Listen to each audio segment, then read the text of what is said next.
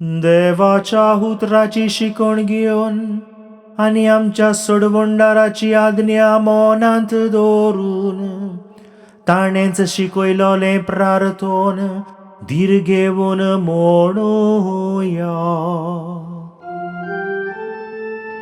आमच्या बाबा स्वर्गीच्या, तुझें नांव पवित्र जावं, तुझें राज्य येवं, तुझी कशी स्वर्गार जाता तशी संवसारांत जावं.